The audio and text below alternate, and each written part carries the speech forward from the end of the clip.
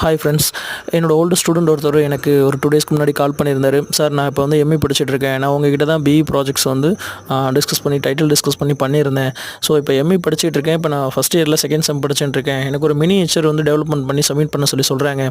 So அதனால் புதுசாக ஏதாவது ஒரு ப்ராஜெக்ட் டெவலப்மெண்ட் பண்ணணும் அப்படின்னா காஸ்ட் ஒரு 6,000 to 7,000 ஆகும். ஸோ ஏன் நம்ம வந்து பிஇ ப்ராஜெக்டே வந்து ரீஒர்க் பண்ணி சப்மிட் பண்ணக்கூடாது அப்படிங்கிறதுக்காக தான் உங்களுக்கு கால் பண்ணேன். ஸோ எனக்கு கொஞ்சம் ஹெல்ப் பண்ணுங்கள். என்னோட பழைய ப்ராஜெக்ட் வந்து ரீஒர்க் பண்ணி எனக்கு மாடரேட் பண்ணி கொடுங்க அப்படின்னு சொல்லியிருந்தாரு. ஸோ கிட்ட சென்ட் பண்ணுங்கள், செக் பண்ணி பார்க்கலாம் அப்படிங்கிறதுக்காக கேட்டிருந்தேன்.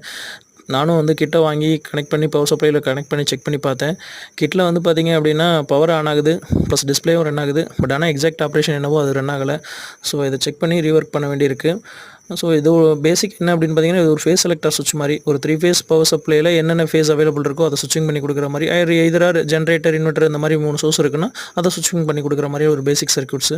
இந்த மாதிரி வேறு ஏதாவது ப்ராஜெக்ட்ஸ் உங்களுக்கு வேறு யாருக்காவது தேவைன்னா நம்மளை கான்டாக்ட் பண்ணுங்கள். நம்ம